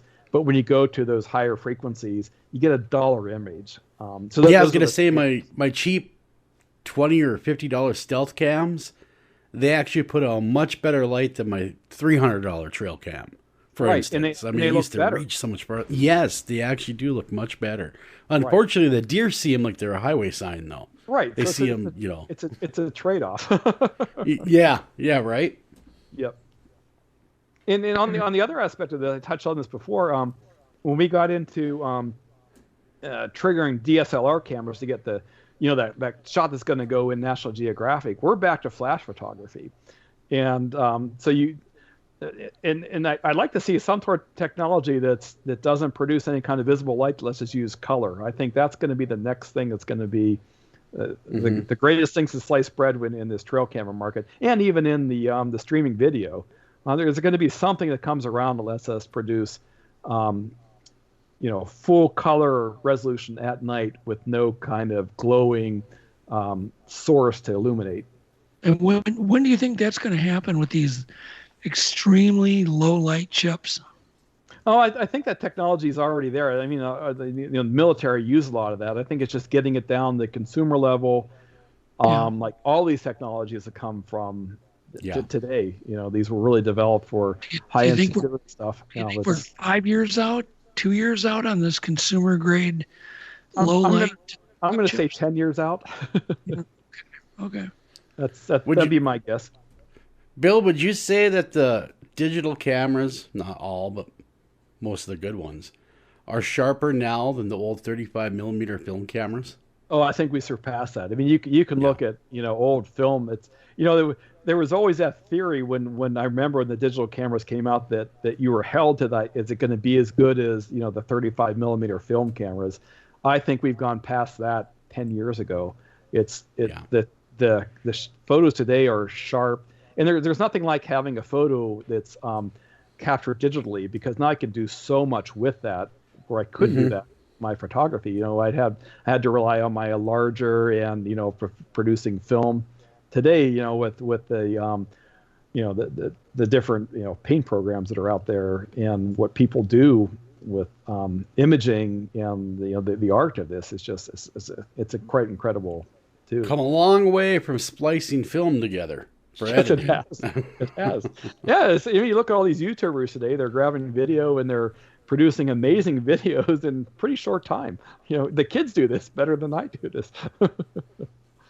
So what's the weirdest thing you've ever seen, Bill, in one of your cams? Well, ever seen any? Explain. I wouldn't say we got anything. We've captured some wildlife that we've never seen around here. Sighting things like that. The thing we got a couple years ago was this thing called a fisher. It's a big kind of predator, about 3 feet long, weasel-like, that we probably haven't seen in this area in 150 years. And I caught 2 images of one a couple years back, and those kind of things to me are exciting because you have undeniable proof when you have a photograph, and I think that's where these game cameras are astounding, where people say this species doesn't exist or isn't around this area, and then lo and behold, you get a photo of something. Those are the kind of things to me are just extremely exciting. So I've got to tell this story, and I think you know about this. So I was on Bill's site, and I'm watching just a deer cam out in Pennsylvania, and there was one deer feeding on probably some corn that was on the ground, and all of a sudden the deer bolted, and here come a pair of eyes up high, probably at about 8 foot. And not only were the eyes kind of going back and forth like it was turning its head, picking up reflection from the IR, but it was tilting its head back and forth as if it was looking. And the guy that was in the chat room with me, and it was really late, it was probably 4 a.m. There was one guy in there and he goes, "Do you see that eye shine?"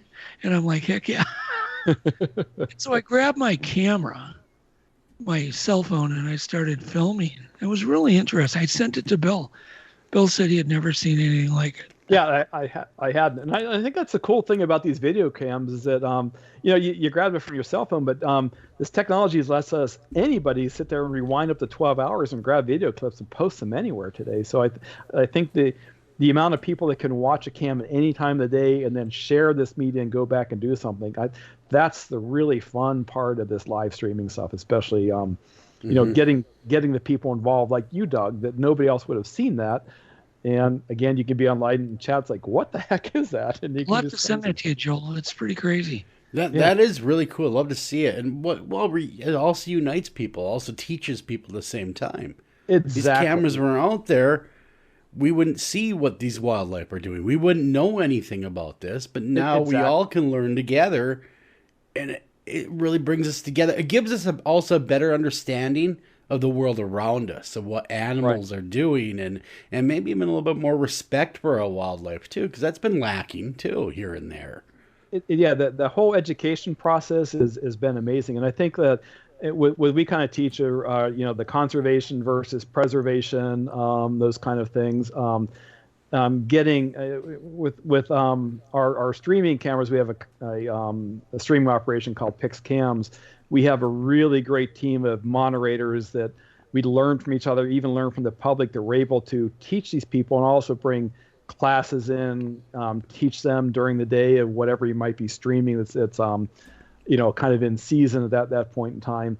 But just this whole education process of wildlife and just showing the struggles wildlife goes through. It's not like it's not all rainbows and unicorns out there.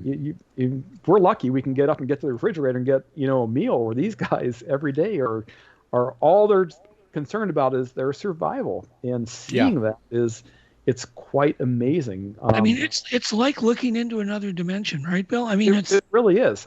You're seeing something you're not supposed to see. Exactly, and it's not like Lauren's Wild Kingdom anymore. This is raw nature. We don't have a 5 second or 20 seconds that we can back up and not show the public. You get to see whatever we see. And it's raw, and it's in all its fury sometimes.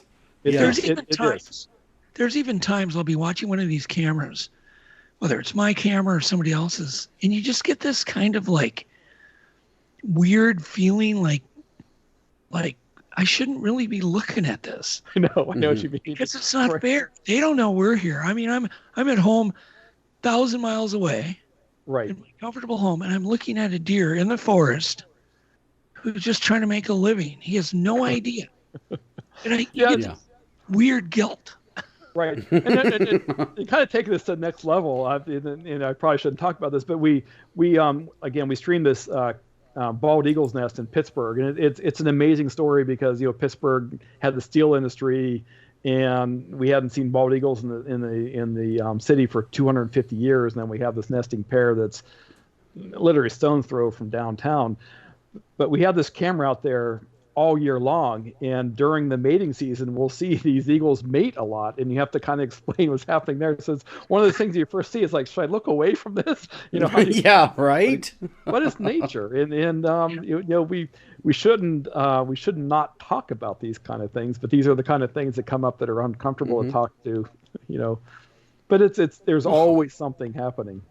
Little eagles have to come from somewhere, Bill. They do. And I think the other interesting thing, the really the thing that fascinates me are these carcass cams where you get a lot of predator species coming in. There's nothing more interesting when you get different species coming in together, and the interaction between these different species. There's always a pecking order of who gets to feed and what gets to feed when. And it's not always the biggest and strongest. It's just usually who's ever the most aggressive. And it's interesting to see what species are and what species aren't. It's What I find fascinating is the relationships these animals have together. Exactly. These symbiotic relationships that you would never think that they would work together a million years, but there they are. They're working together. Exactly. And we even see it like in our little bird feeder camps. It's interesting to watch. In the wintertime, we'll get species like a tufted titmouse or a chickadee that come in flocks together because they stay together and work together to keep themselves alive. And these are two very different species, kind of to your point, Joel. And you see this in other species too, where they really do work together for this whole mode of survival. And this education part, I think, is just extremely fascinating. And quite frankly, it really makes you appreciate your life and shows you really how easy you have it every day. Right, right. That is true. You're not wrong there. Bill, we have burned through an hour and a half already. Sure.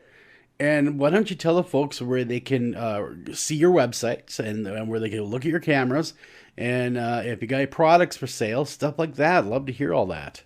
Okay, so we stream all our wildlife cams to a website called Pixcam, Pixcams.com. And, you come there and see any of our video feeds. We have 18 cams up at this point in time. We're always adding more. Hopefully adding a new one with Doug here pretty soon.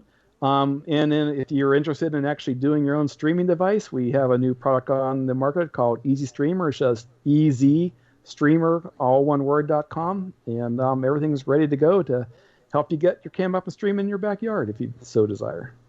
Very, very cool stuff. Bill, thanks for coming on the show. We learned a ton.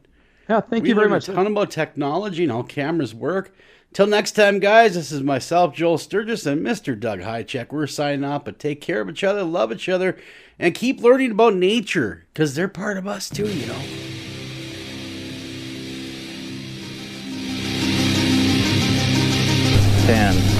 9, 8. Ignition sequence has started. 6, 5, 4, 3, 2, 1. 0.